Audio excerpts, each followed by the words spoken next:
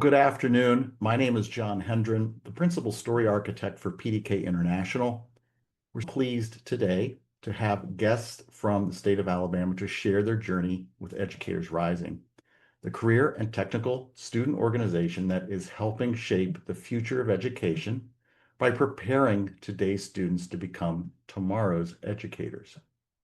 Today, we're going to talk about the reality that so many schools and districts across the nation are facing, and that's finding it increasingly difficult to hire an adequate number of qualified teachers at the start of each school year. And we know that 60% of teachers end up teaching within 20 miles of their own high school. When larger districts are spending up to $25,000 to attract hard to fill positions in their community, there's a better way. We talk about our program as a grow your own program. It's one of many different types, but it can really help you identify future candidates who are already embedded within your community because they're in your schools right now. My colleague Molly Kaufman now is going to share some details that frame what's happening right now in Alabama. Thank you, John, for the introduction. So great to be here. I'm excited to chat with my Alabama team. I have worked closely with the state for a few years, and I love that statistic that John just referenced. You'll definitely hear me talk about it at some point in this webinar in the future.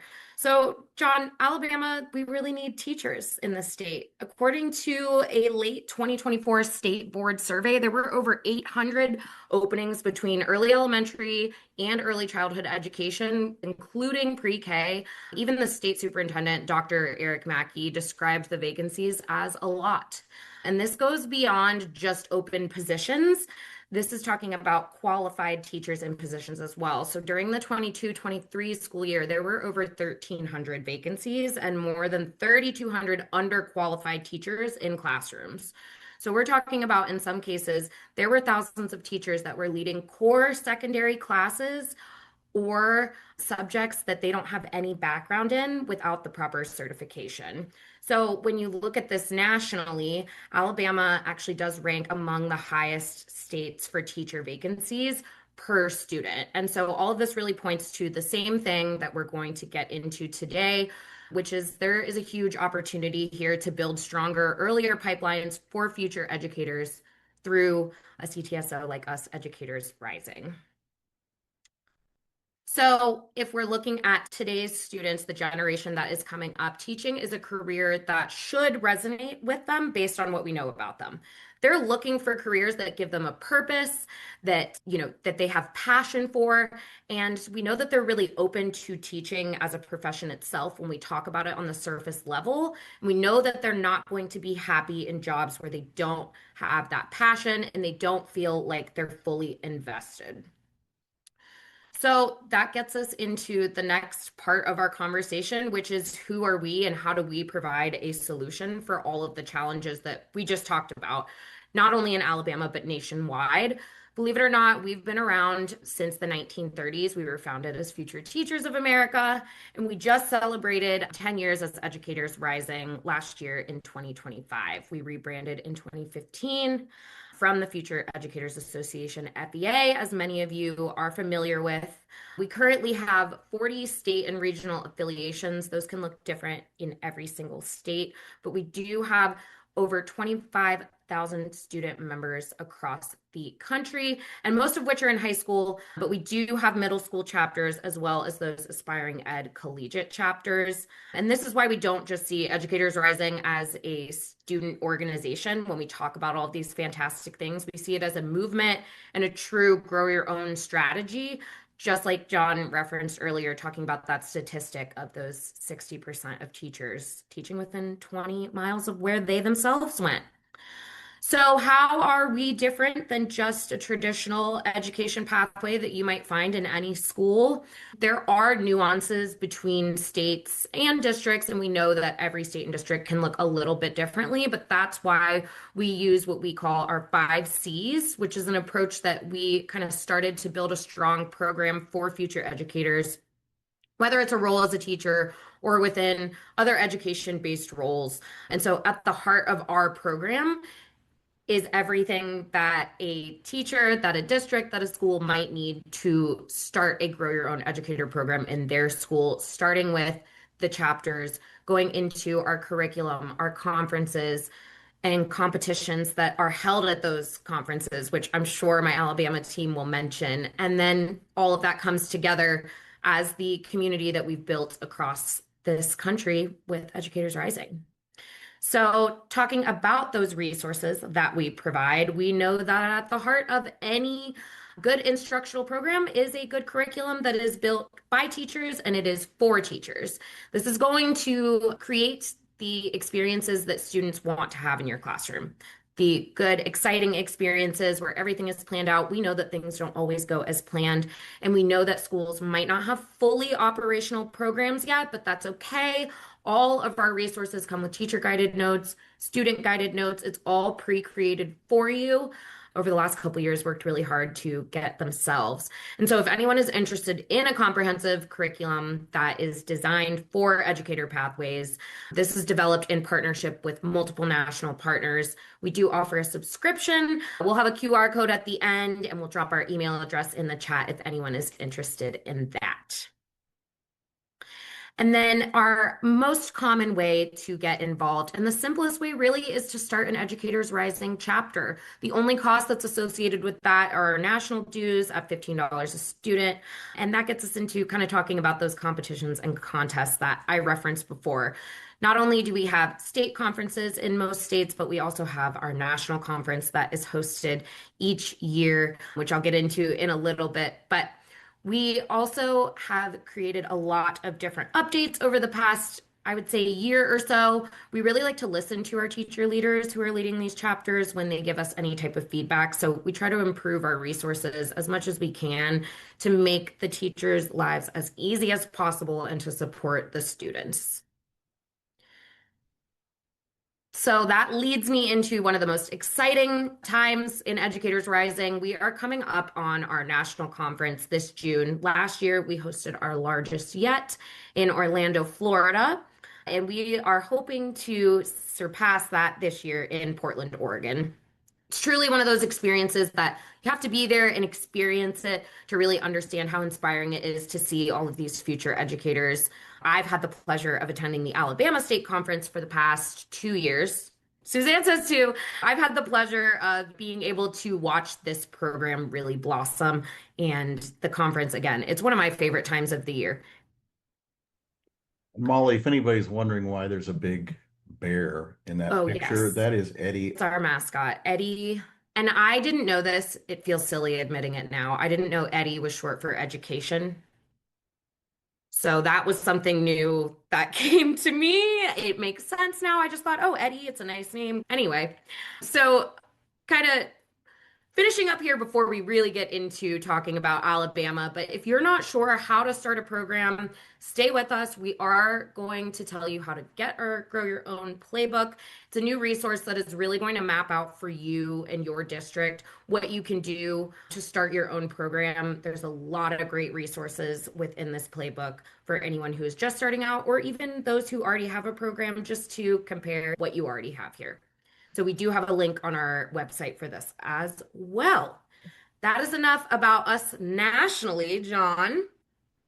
So we are so pleased to have some superstars with us that are making big inroads across Alabama. I'd like to introduce Suzanne Clemens, who is with the Alabama Education Association and serves as our Alabama State Coordinator for Educators Rising. Suzanne, would you like to introduce our additional guests? Absolutely. We have three of our amazing teacher leaders: Becky Tomaso from Baldwin County, Mariah Miller from Albertville City, and also Stephanie Cody from Foley High School in Baldwin County. So they are all amazing, and I've worked with a couple of them ever since I took over this position. I've been in this position for 6 years, and FTA in Alabama has been active for over 20 plus years. Before it was FTA, it was SAFE, Student Action for Education, back in the 70s and the 80s, and then it transitioned into Future Teachers of Alabama about 20 plus years ago. And we have just joined Ed Rising last school year. We were able to get a grant and offer free Ed Rising membership for up to 600 students. And I think we had about 300 and some odd take advantage of that. Last year was the first year that we did go to conference.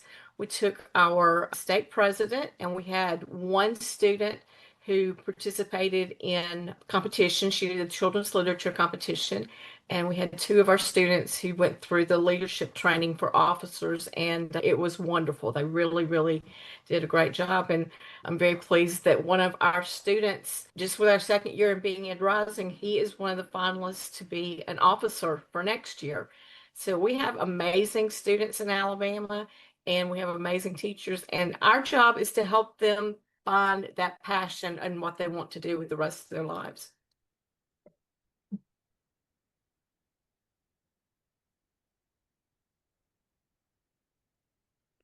But the first question is going to be more in general. Alabama's journey with us started when we were known as FEA. And since 2015, we've been Educators Rising. So I think this maybe we can give this one to Suzanne. The main question here is, how big is the movement in Alabama? 2 years ago at conference, we had 700 students. Last year, we had almost 1,200. We could have had 1,400 if it hadn't rained. This year, we decided to split into two conferences, and we had 1,300 students between the two conferences. And I did ask my advisors to not bring freshmen, just to try to keep the numbers down a little bit, because I want it to be a good experience for everybody. And if it's just we're dealing with crowd control, that's not a good thing. We've been very fortunate the last 2 years to have universities host our conferences and partner with us, which has been wonderful. Auburn University has partnered with us for 2 years, and the University of Alabama partnered with us last year, and they will also do that again next year. We have 102 chapters at middle and high schools, and FTA has around almost 3,000 members statewide, and about, if I'm right, about 600 of them are affiliated with Ed Rising. I think we looked at our numbers from 2 years ago. We were at 200, less than 200 affiliated. No, 2 years ago we had like three. So we've Yeah. seen some exponential growth in the past few years. And the three people that are here right now, I would say, are, sorry, four of you that are here right now can attest that, a lot has gone into this. And I really commend you for all the work that you have done. Suzanne, for the state, and the teacher leaders for what you've done within your classroom. John, if you want to ask the next question. Yeah, so Educators Rising is known for supporting schools where students may have opportunities to work with preschool students for an early childhood type experience, and they can also work with primary grades, kindergarten, first, second, third grade. And we know that we're not the only CTSO out there. What advantages do you all see the students having in becoming Ed Rising members that you've been able to see in the short time that you've been involved with our program? Answer that one. I can answer that one. One of the things that I've noticed is the leadership of our students. We embraced all in this year. So I have five that I'm bringing out to Portland. Super excited for Awesome. them. And I feel like just seeing the excitement from the other students that were like, whoa, I could have done that. I could have taken that. So I think that's one of the things I feel like the leadership ability that the students have. Today, we finished a big thing with 150 people in all out in a presence. They did a future teacher signing day. And the leaders, my leaders for Ed Rising and my FTA leaders, they closed the ceremony like themselves without me. And it was just so amazing to see, that would have not have happened a year and a half ago. They would have been scared to death, but they took charge. And I think that's one of the most important things. Yeah, that's amazing. I think that's one of my favorite parts is students taking over. That leads me into my next question for either Mariah or Stephanie. I'm sure you can both speak to it, but what's the best part about your job, about being a teacher leader for Educators Rising? I know both of you are making the face like, where do I start? I'll start right now because we were talking before we got on about prepping for signing day and getting all the goodies together. Because when you've had these kids for 3 or 4 years, they truly become your children. And it just makes me so proud to see them pursuing a career in education and committing to go to college. We already have 3 girls who will be starting an apprenticeship program. We had 3 girls last year. Now we've got 3 more, so that's 6 that I can now call my coworkers. And that's so exciting, and I'm so, so proud for them. That's amazing. That is amazing. That's cool. Stephanie, what's your favorite part? It's like a very loaded question. So I taught English for 15 years. I started transitioning into this role in my 14th year because the program was so small when I stepped in. I only had, I think, 2 classes, and then the rest of the day was English. And then as the program grew, I had less and less English, and now I'm full-time all day teaching this course. And then we actually had to bring in an additional teacher for the overflow because she has 2 sections of my foundations class, and then I have 2 foundation as well as, and then my upper levels.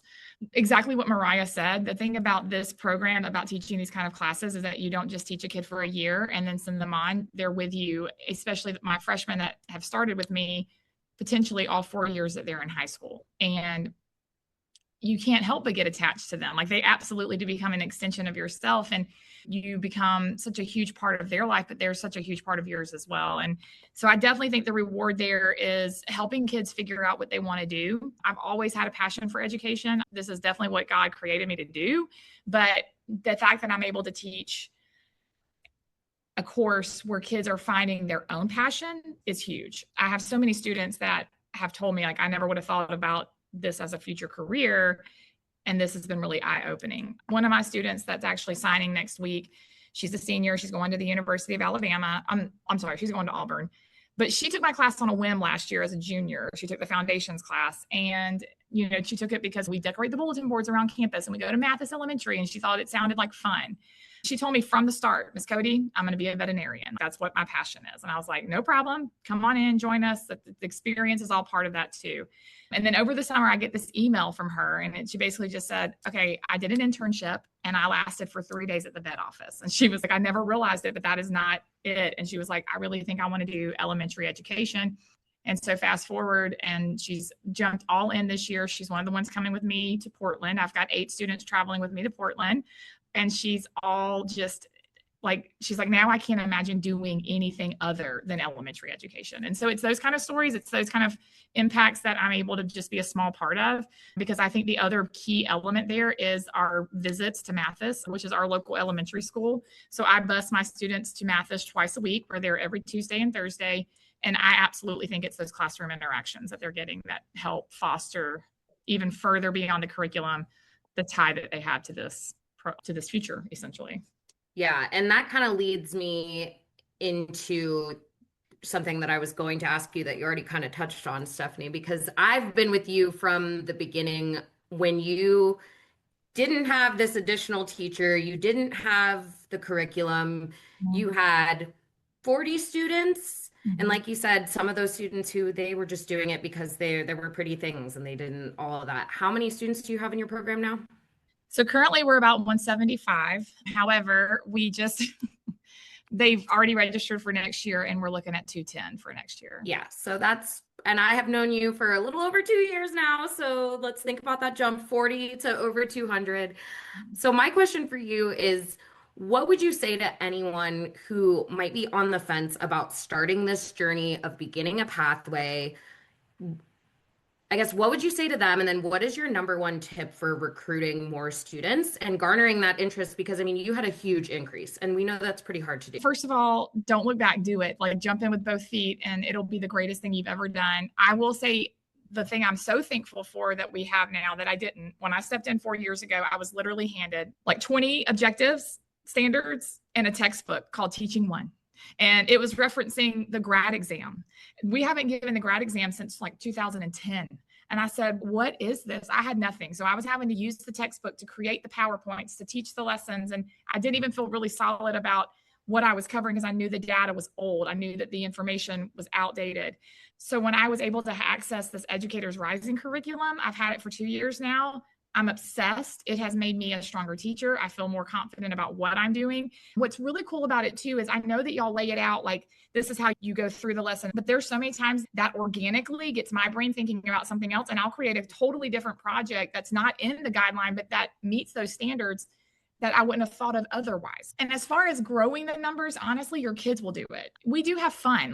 It is absolutely, we are learning content and we are working. I have never, like I was telling before the start of the call, this has probably been my busiest year I've ever had, but in the best way. And so I think, I know that when my students leave my classroom, they're telling their friends, we have the best time in Miss Cody's class and we learn so much and we love going to Mathis. And, my expectations are really high. They know what I expect of them when we're over there. And I think that they feel that leadership role. And it's not a contract. I mean, there is a contract that they sign. They don't have to do an application to take my class. Anyone can sign up for my class.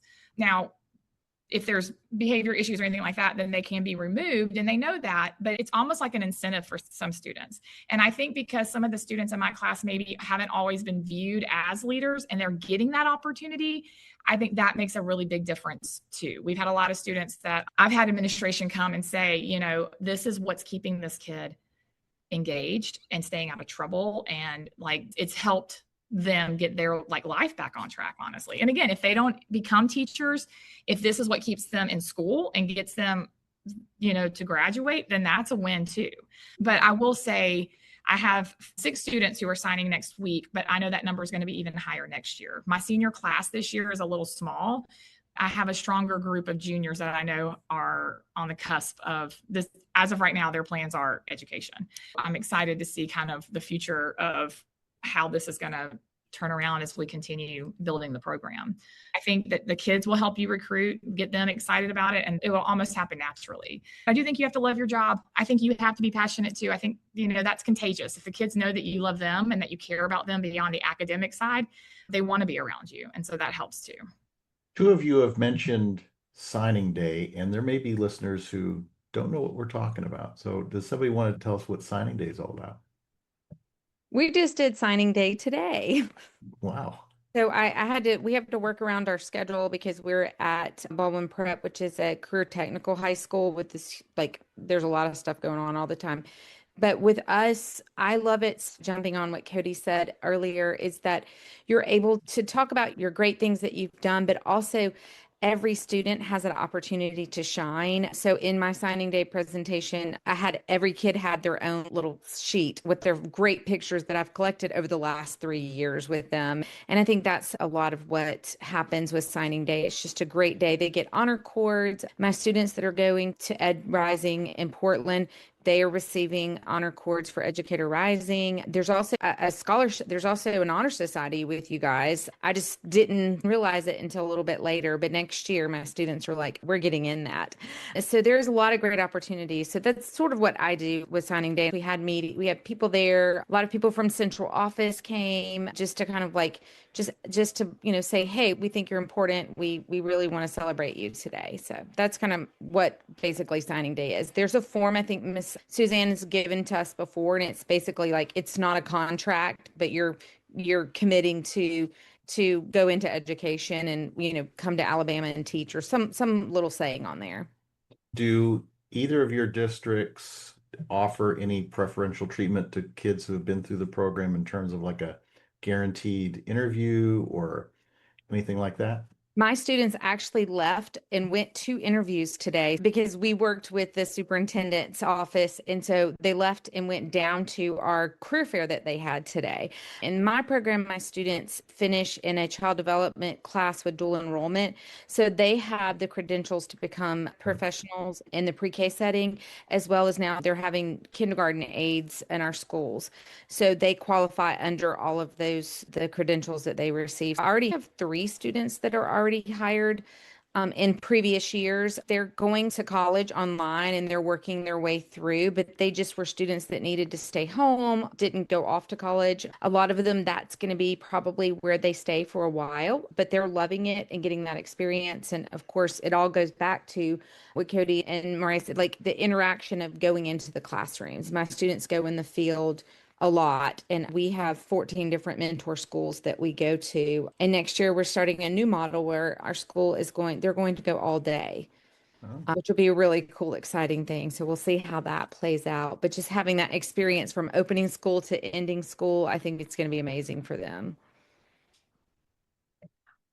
So what you all have described is you have some courses.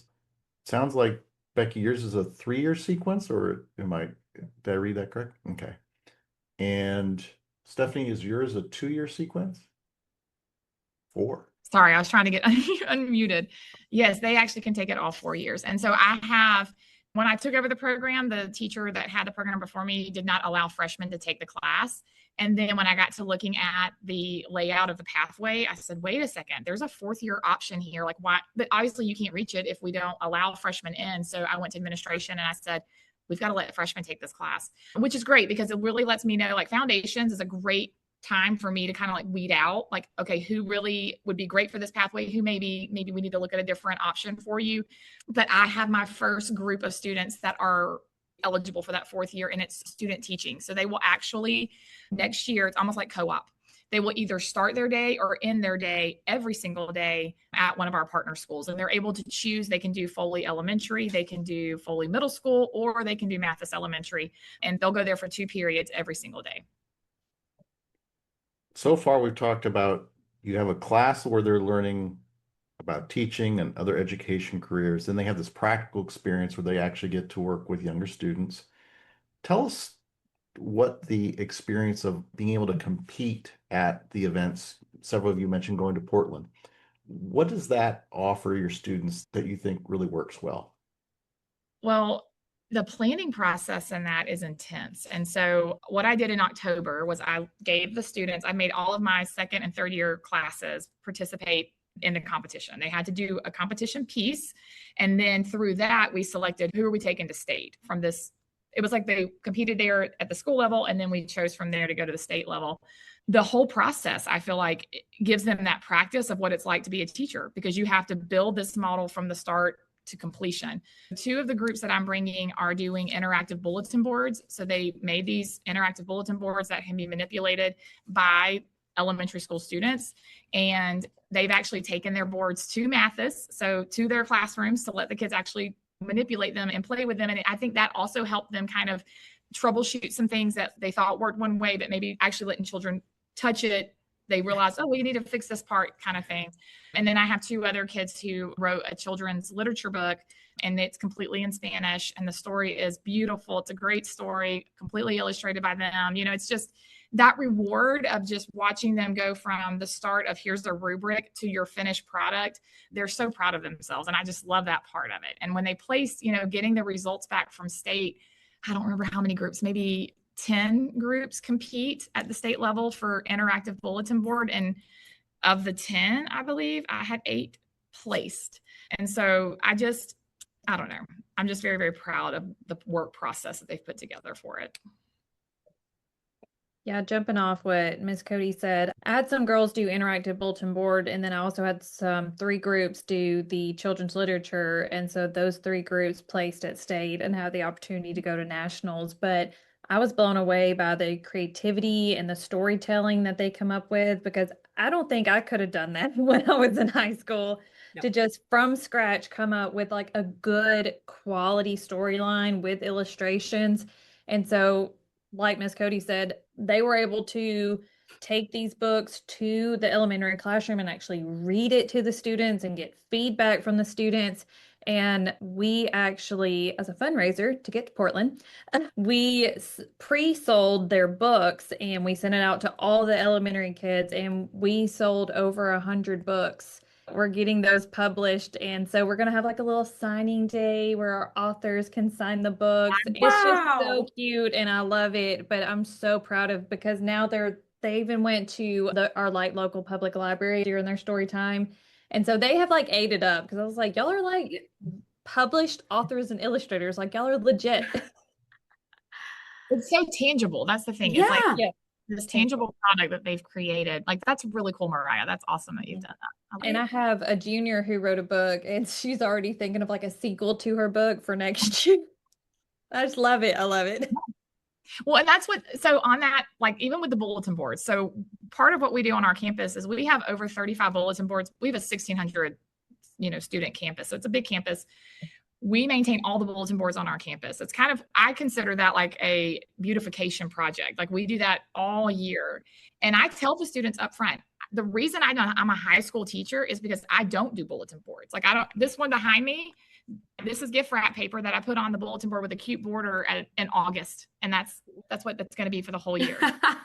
But to watch them, like every 6 weeks, we change them out, but it has to fit a theme. It has to, the teamwork that goes into that. There's just that part of it. Again, watching these kids get the opportunity to be creative like that it's fun. Honestly, it's rewarding. It's just, I don't know, to watch the fruition of it is really neat. I have students that are competing, but I also have 3 students that are presenters, which I think is pretty exciting. So they submitted the application February-ish, whenever it is. And so they're going to be presenting on the national, like, it's just really cool to me as well. Really love that book idea. That's super cool.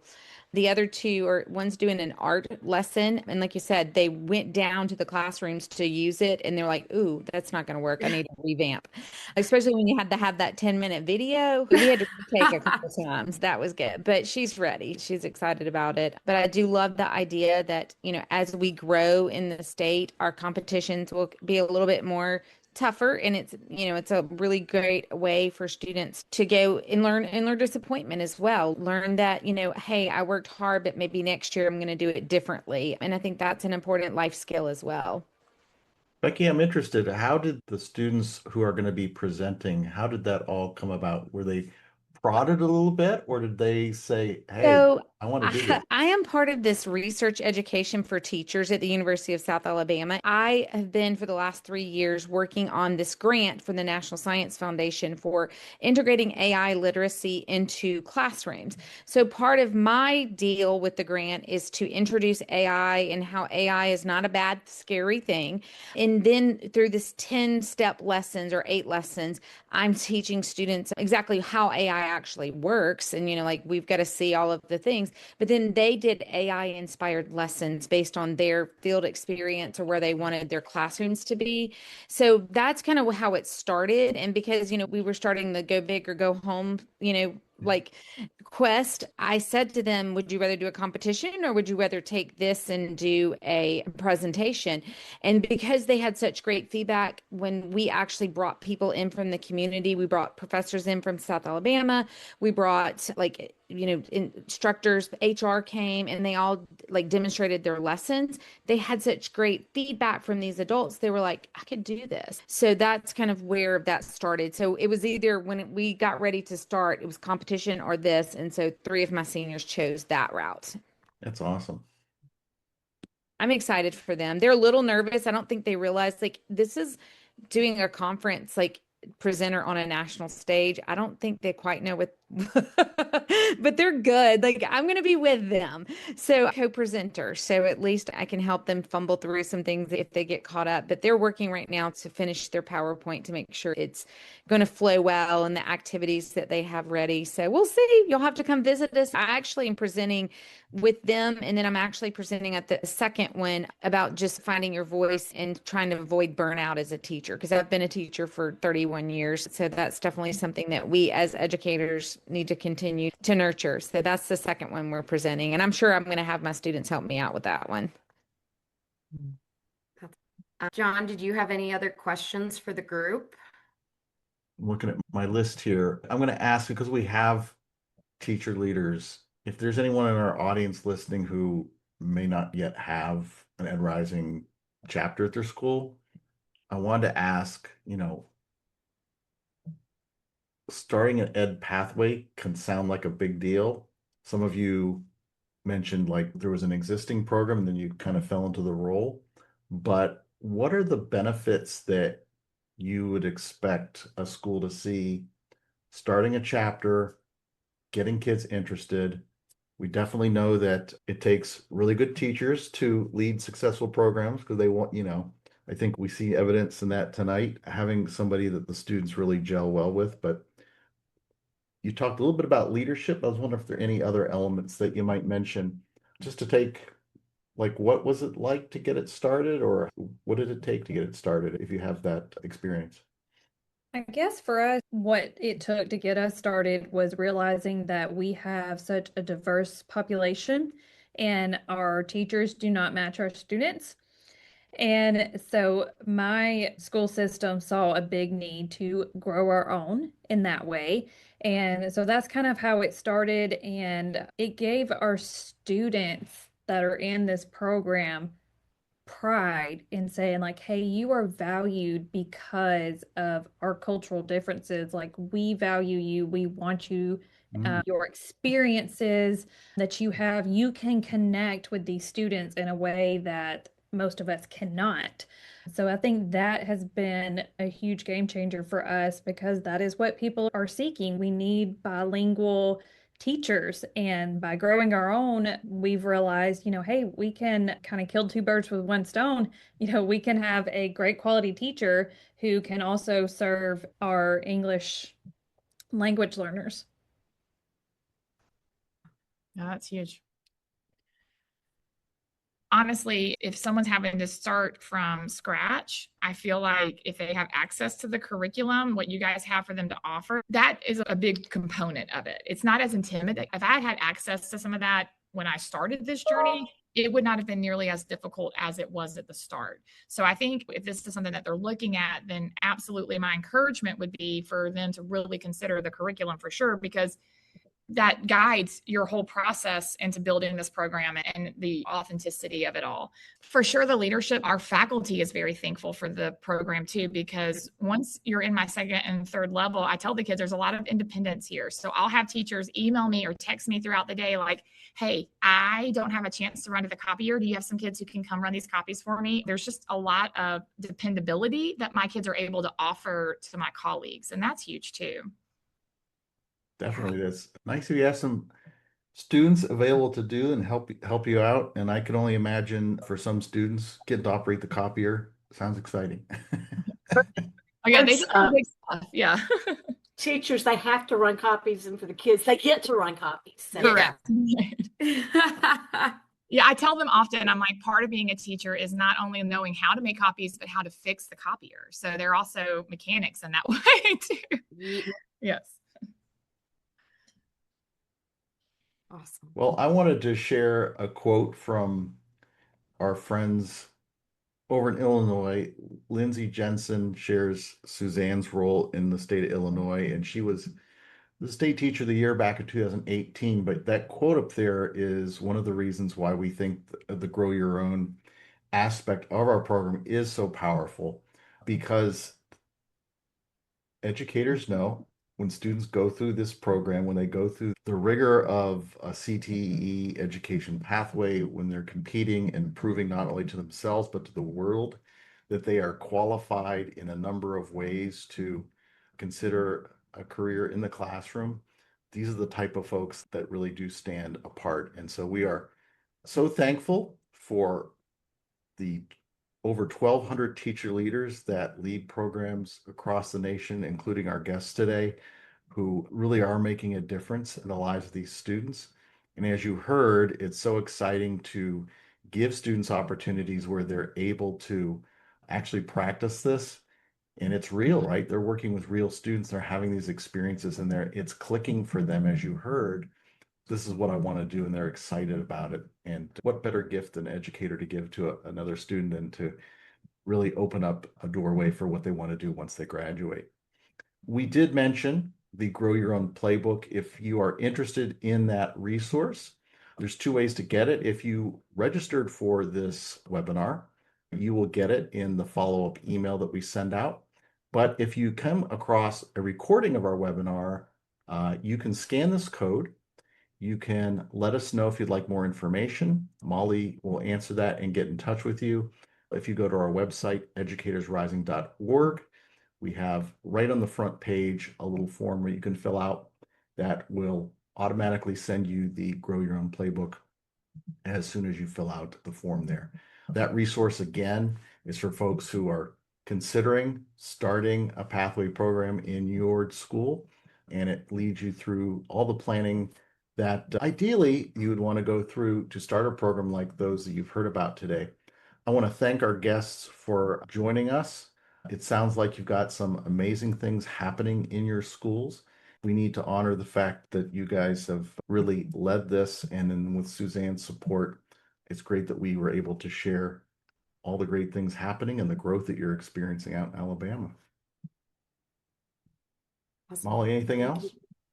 No, that's it. It's been a pleasure. My favorite ladies from Alabama. One of the things that, if anyone is listening, you guys are so responsive. So whenever I'm trying to figure out how to add students or do something online, I get an email or a call in no time flat. So that is super important. The customer service part of it, you're not just on your own, you're trying to navigate things. And I think that's an important part of when you're putting in your investment into a program, like what's going to be after I just pay you the money. And that's something to look at. And also with PDK, once you join, I don't know if anybody else realizes this, but you can apply for a lot of different grants. So I'm going to go to I just received an international PDK grant to go on an international trip.